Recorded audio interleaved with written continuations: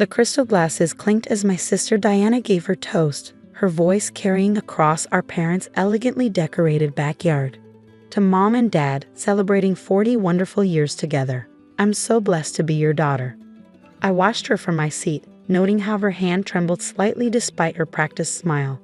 She knew I was here, knew what I found, but she was still trying to maintain her perfect facade. My name is Emma Collins, and for 20 years I've carried the weight of a terrible suspicion about my brother Michael's death. Diana, my older sister, had always been the golden child. Beautiful, accomplished, our parents' pride and joy. But Michael had been special. He'd been the one person who saw through Diana's act, who wasn't fooled by her carefully crafted image of perfection. And now I knew why he died that summer night in 2003. The party continued around me as I fingered the worn leather diary in my purse. I found it 3 months ago while clearing out our grandmother's attic, Diana's private journal from the year Michael died. She'd always claimed she was studying at the library that night, that she had no idea Michael had gone swimming in the lake alone. But her diary told a different story. Emma, my mother touched my shoulder, concern in her eyes. You've barely touched your food. Are you feeling all right? I forced a smile. Just lost in memories, Mom. It's an emotional day. Diana caught my eye from across the table, her perfectly manicured fingers gripping her wine glass too tightly. She'd seen me talking to various party guests, showing them something in my purse, watching their expressions change. She didn't know it yet, but I was systematically destroying the story she'd maintained for 2 decades. The diary wasn't my only evidence. Over the past 3 months, I'd pieced together everything. The threatening notes Michael had received that summer, the missing life-saving ring from the dock, the mysterious call to his girlfriend just hours before he died. Diana had orchestrated all of it, driven by a jealousy so deep it had turned to hatred.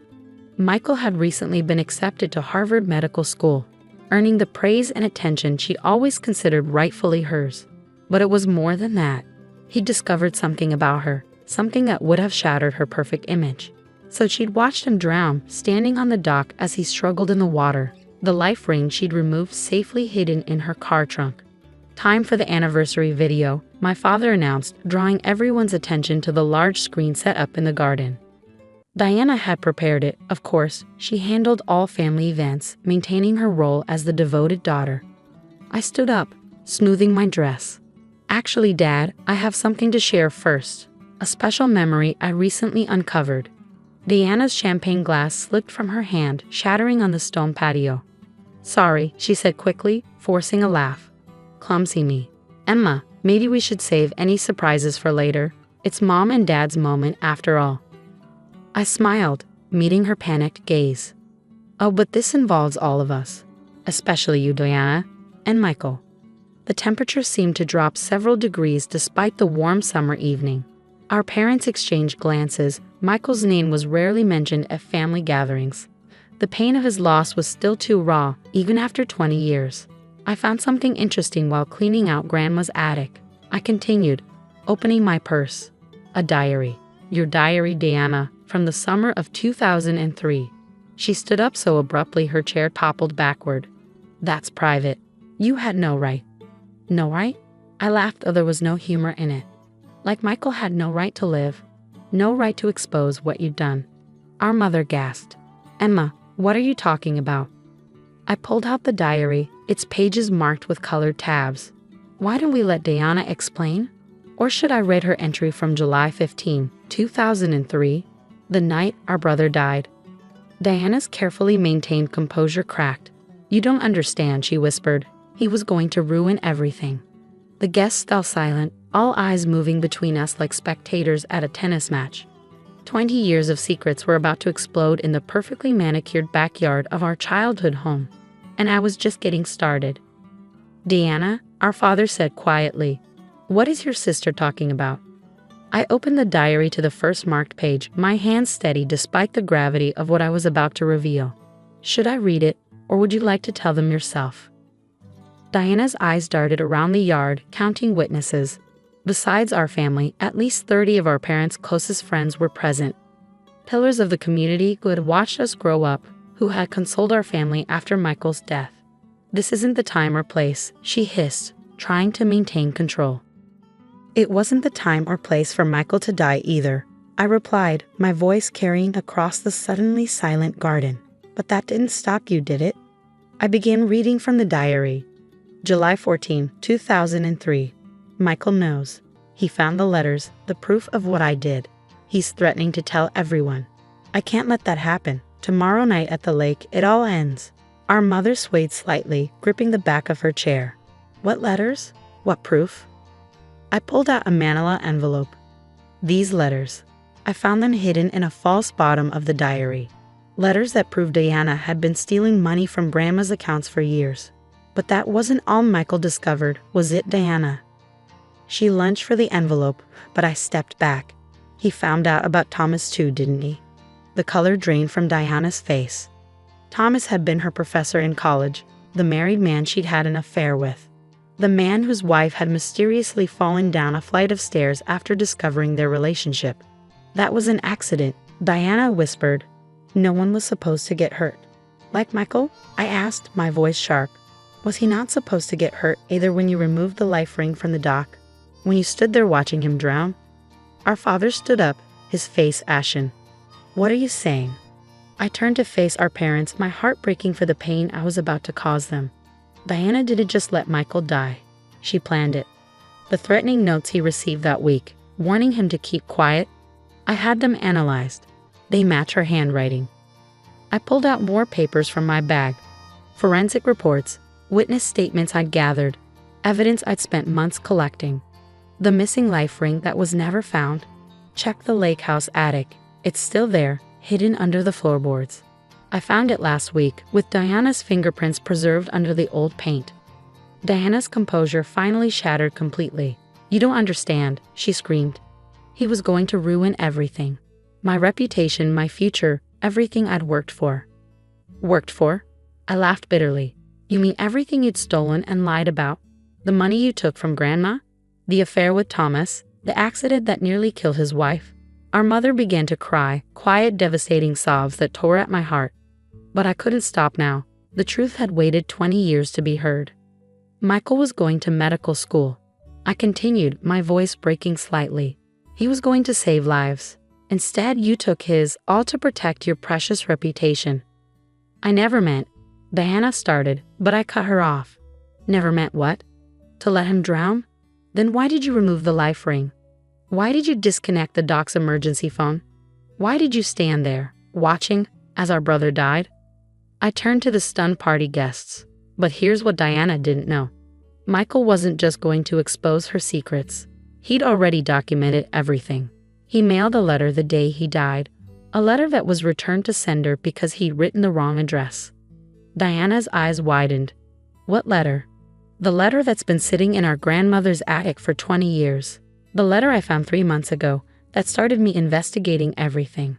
I pulled out a yellowed envelope. The letter that tells the whole story in Michael's own words.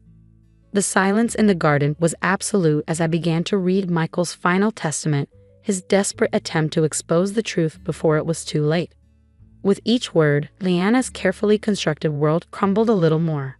The aftermath of truth is never clean. As I finished reading Michael's letter, chaos erupted in our parents' once peaceful garden. Diana collapsed into a chair, her perfect facade finally shattered. Our mother's quiet sobs had turned to wails of anguish. Dad just stood there, still as stone, staring at the daughter he thought he knew. I've already given copies of everything to the police, I said into the chaos. They're reopening Michael's case. This isn't just about family secrets anymore, Diana. This is about justice. As if on cue, 2 police officers appeared at the garden gate. Detective Sarah Martinez, who had been helping me build the case for months, stepped forward. Deanna Collins, she said formally, we need you to come with us to answer some questions about the death of Michael Collins.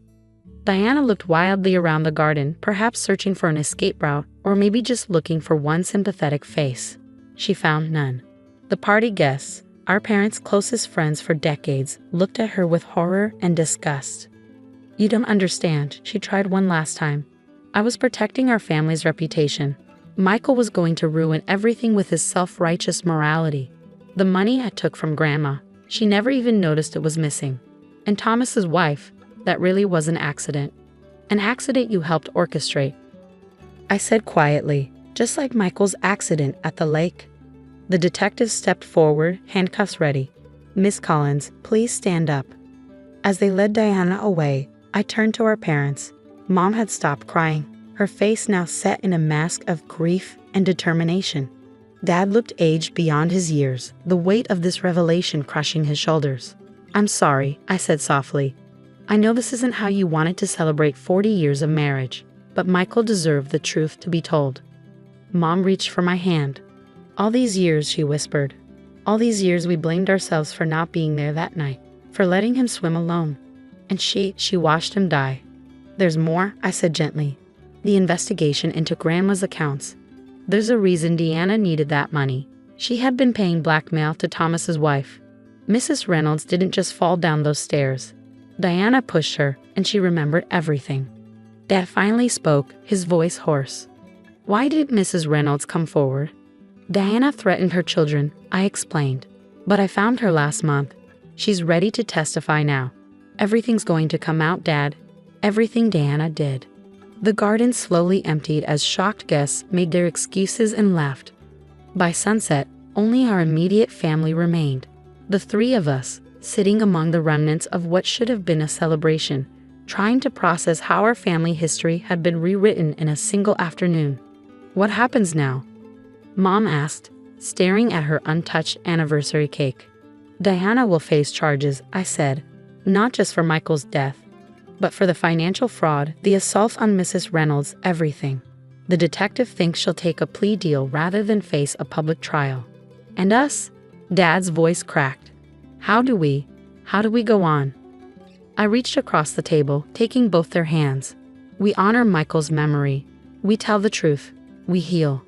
Later that night, after my parents had finally gone to bed, I walked down to the lake. The moon cast silvery reflections on the water where my brother had spent his last moments. I pulled out one final item from my bag.